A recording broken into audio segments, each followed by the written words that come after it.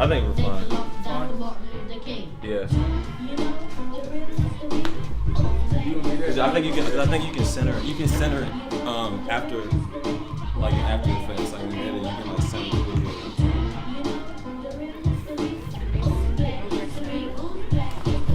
Look the mouse to the other side. Like all the way to the other side. Or just hit space. Like the mouse, like the mouse all the way. Technical difficulties. Checking that Uber Eats order. Click.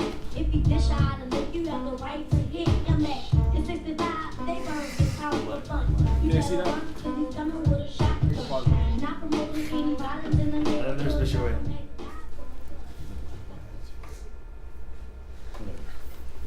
Oh, go back.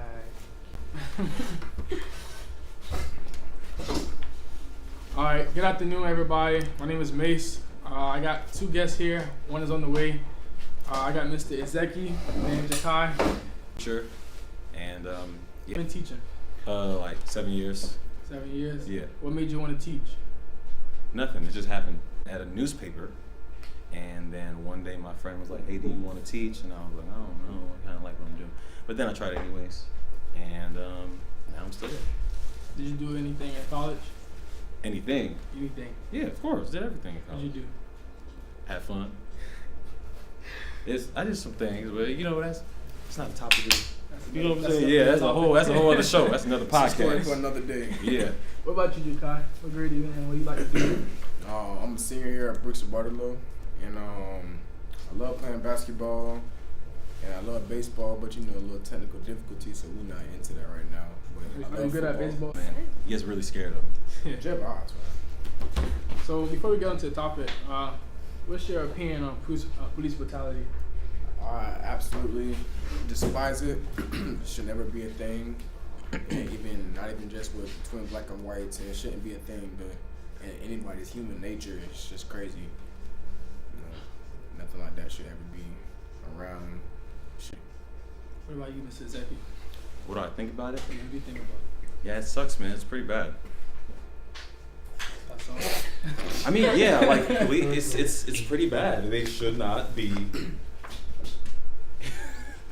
They should not be beating people up. I mean, in general. Right. Yeah, I don't think anybody thinks police brutality is good. Well, first question we have for you, Mr. Jakai. What are the causes of police brutality? Puts a lot of fear into a lot of young people and just people in general. You know, you're supposed to feel safe and secure when you're around police officers. Now, when people see them, they get scared because they don't know what's gonna happen next. Am I get pulled over and get shot? When you ask for my license, can my kid really go out in the streets and be black, or just play in general without getting shot or brutalized by a grown man that's twice his size? You know, a lot of fear. What about you? Difficult question. What is the cause? There's a couple things there, right? Because we can address a few things. We can talk about the origin of policing in America. And the origin of policing in America goes back to around the 1700s, and they started as slave patrols. So the original inception of policing was very volatile, and there's a high emphasis on the usage of force in order to get compliance out of people. So I mean, they have the power to brutalize you to get you to do what they want, and then they're also trained to use those methods too. So I mean, the cause is it's there, but in so many pieces, right? Yeah.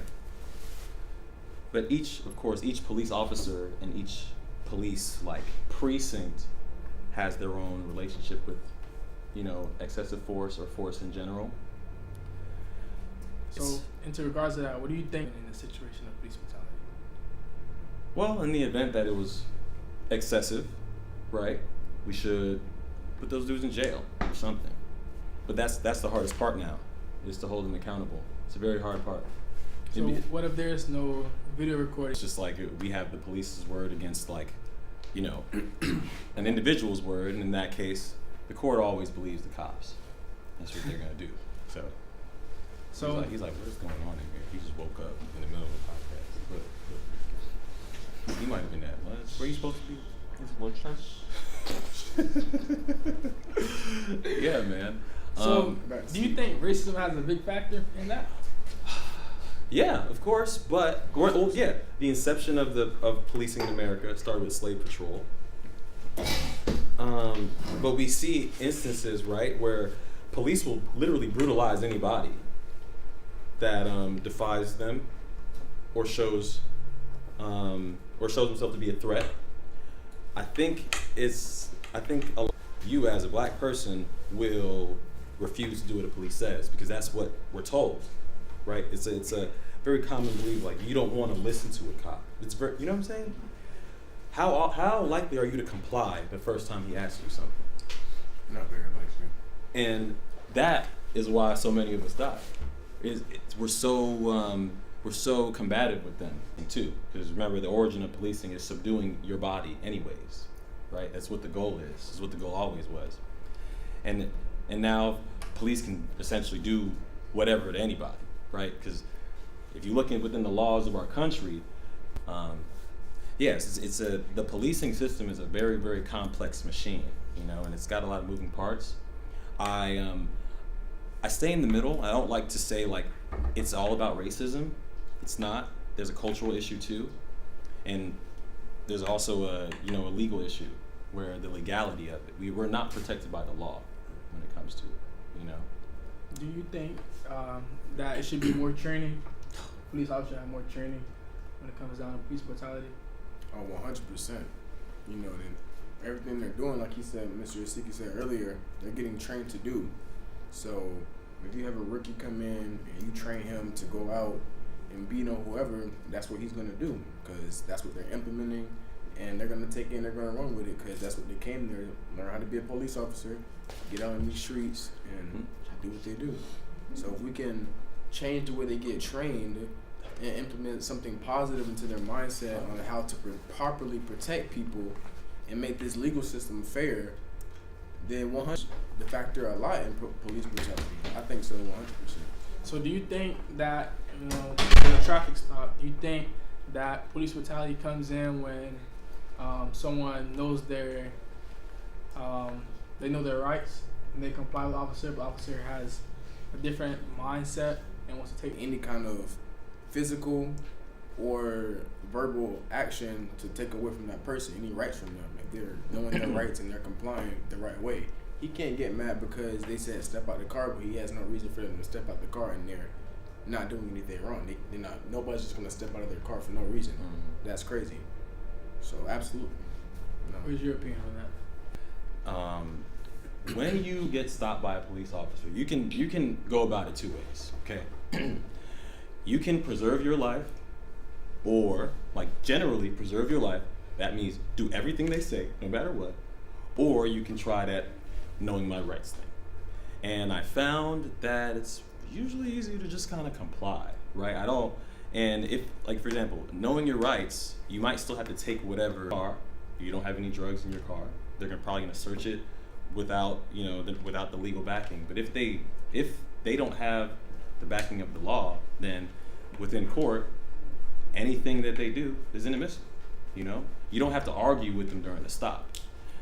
The reason I say it is because when you argue with them during the stop is when everything gets escalated, right? When you start telling them that when you start showing them that you know your rights, they may get angry with you. And I would really caution against you doing anything that can make a police officer angry. It sucks that it has to be that way, right? That you have to care about or be conscious of the feelings of a police. When you start arguing with the police officer, you already past the point of no return. So, yeah, because I tried it before, and you know they want to cuff you, bro. They are ready to put cuffs on you when they talk to you. They're ready. They already holding on their gun, like they're ready. So compliance is, I feel like compliance is your best option, and that sucks. It really sucks because that could open up a pathway for them to abuse you in any way, shape, or form. Why is it that when we watch videos on social media and a cop pull over someone else, it's always, what is the crime that I committed? or what did I do for you to pull me over, or I have this on dash cam, you should check your dash cam. Why does that always escalate to someone being pulled out of a car, being put back into a police car?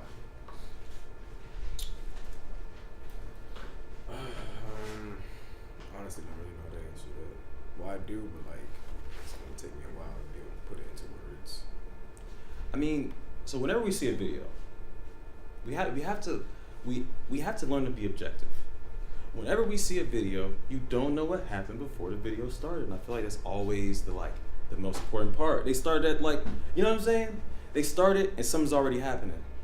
We see it, we're emotionally connected. I see a black person getting beat up. I'm like, oh crap, that cop's racist. But what I just told you before matters, right? Was that black person or any person, were they arguing with that cop? Did the cop feel threatened? If they feel threatened, they're gonna beat you up or kill you. That's what they're trained to do. Every single cop. There's no cop that will leave you alive if they feel threatened by you, bro. You know what I'm saying? So I see that and I caution my young brothers to know this. You cannot win that fight with the police officer. You know? And if you're gonna fight, you need to kill them. Or they're gonna kill you. You know what I'm saying? You're gonna lose. If you start a fight, you're gonna lose it. What you looking for? I'm looking around. I don't know why I'm talking to people that aren't in this. My bad. But anyways, you know what I'm saying? So I think a lot of the videos have saved a lot of people, right? Some of them we found that the cops have been wrong. Some we found that the person has been wrong. You know what I'm saying? And we only find that the person has been wrong after we do all this stuff. Sometimes we have turned people into martyrs, right? Knowing that they're criminals. Find out that they're criminals later. I don't know, man. It's a tough one, you know? Yeah, Because those are my people, but what I'm seeing is, did you do what I would have done? Or did you do what any intelligent brother would have done in order to preserve your life in the situation? Do you realize that dialogue as a person in general, right? Like, because I'm saying any person could die. They kill white people too. They kill Hispanics or they kill Asians, you know? They'll kill you. So I'm not saying to be afraid of them. I'm not saying that don't talk. He basically took the words right out of my mouth. That's what I'm here for. Traffic stops, right? Escalate to more than a traffic stop. Okay. So like, all right, let's say, like, if you really think about it, some people, when the police, do stop them, they don't follow instructions. Yeah. There are some that do, but there are some that don't at the same time. Like, let's say my mom is one that doesn't. Doesn't? She doesn't. She, like, if the police says, put your hands on the top of the thing, she will not do that. Yeah. No, she's going to, And right, and now they want to touch That's me. why I escalate. Now they want That's to why see that's down the thing. below. But I You tell her can't see. she doesn't listen to me. But that's why it gets worse, because we don't follow instructions. Now, I'm not saying that everything is our fault, but we as humans and as a person, we should think further. Like, if I don't do this, what would happen? If I do, what would happen? How would it affect me in a good way or a bad? What's the for you, Mr. John? What's the percent of black people dying in a traffic stop? I don't know. I'd probably say 35%. So 35% of, what would that percentage be? Like 35% of the overall deaths are black people? Is what you're saying? Yeah, Okay. Can you find data somewhere? maybe. That's just a guess. I think he's looking it up now. You looking for that data? What about you? So it's, okay, out of 100%, I don't know. I think 35 is a good one, because that's about I think that's about our presence in like prison systems too. I think that's maybe around 30. Ooh, look at that, 28%. That is actually kind of alarming. I mean, yeah. That's a pretty big chunk for. Yeah, it is. But that's updated in 2022. Think about it now. 20%, but it kind of. I mean, the year just started. But it kind of aligns. Like I said, it's unfortunate, right? But I believe that black people have a higher likelihood to resist a police, or police anything, right? I feel like they have a high likelihood to not comply. Is that And our likelihood to not comply makes us more likely to die. is that black people in general because of our culture Yeah. and our mindsets? And Yep. everything? Yeah, unfortunately, that's really what I think. I think like, and it also has to do with our relationship with America too, right? Like, we we have this relationship with America, right? That stems or that came from slavery, right? We still have this authority. We have this problem with authority and being told what to do, right? We are people that places a lot of emphasis on liberation and freedom, and we see a little bit of important. Yeah. So What is the impact of violence on children? I really Kids. feel like it implements the behavior in school because you see a lot of public middle schools and high schools, and I hate to say it, but a lot of the kids that you see acting out of order is African American children, you know, and you really hate to see it because Stand B, like you said, we have to be in the middle. You know, we can't do everything, you know, that they tell